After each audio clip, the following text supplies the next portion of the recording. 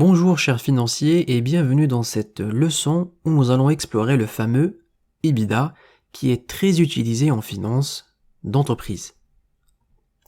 Alors, c'est quoi l'EBITDA?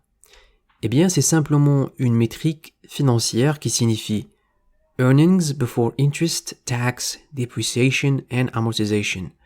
En français, ça donne résultat avant les charges d'intérêt, les impôts et les dépréciations et amortissements. Alors l'EBITDA est très utilisé en finance parce qu'il nous permet de mesurer la performance opérationnelle d'une société.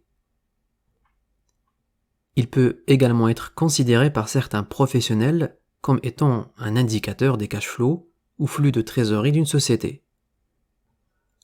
Un des avantages de l'EBITDA en analyse financière, c'est qu'il déduit des résultats de l'entreprise, des facteurs sur lesquels le management a un pouvoir discrétionnaire tel que la politique de financement, d'investissement, etc. Au final, le résultat de ces déductions nous donne une image de la performance de l'entreprise sans prendre en compte sa structure de capital ou la comptabilité des postes non monétaires comme les dépréciations et amortissements. Parce que oui, parfois, les dirigeants peuvent comptabiliser des sommes colossales en dépréciation et amortissement, ce qui fait baisser le résultat avant impôt et donc par conséquent payer moins d'impôts à l'État. L'EBITDA donc annule cet effet manipulation comptable.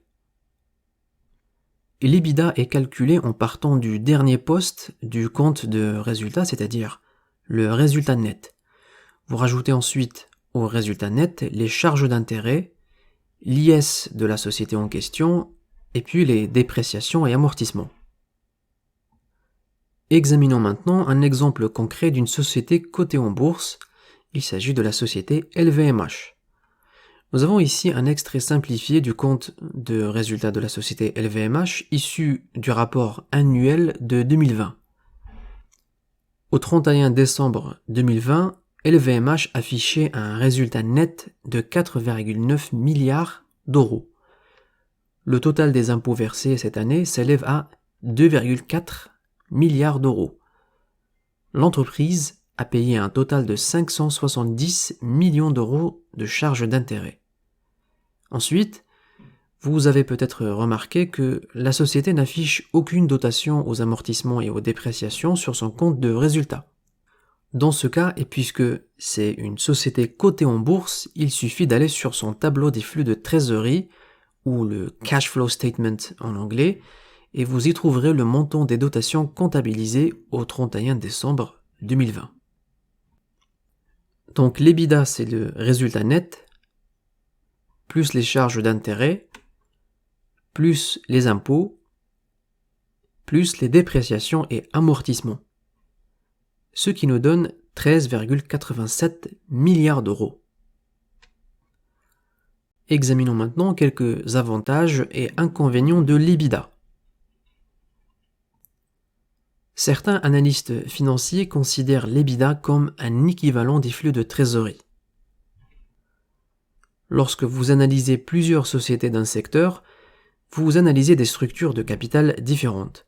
L'EBITDA rend votre travail donc plus facile car il annule les décisions du management en termes de financement et d'investissement, ce qui vous oblige à vous focaliser sur les performances opérationnelles réelles de ces sociétés. Un autre avantage majeur de l'EBITDA est que cette métrique peut vous donner une valorisation rapide d'une société en le multipliant par ce qu'on appelle un ratio VE-EBITDA ou valeur d'entreprise EBITDA.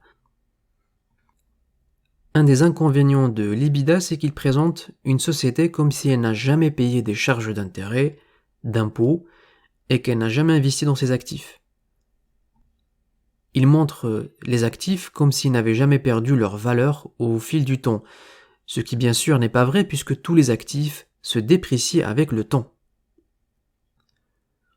Voilà, nous espérons que cette vidéo sur l'EBITDA vous a été utile. Pour des explications plus détaillées, consultez notre article sur l'EBITDA dans la description de la vidéo en dessous. Et n'oubliez pas de vous abonner pour aider notre chaîne à se développer et à partager plus de contenu avec la communauté. Merci et à très bientôt chers financiers.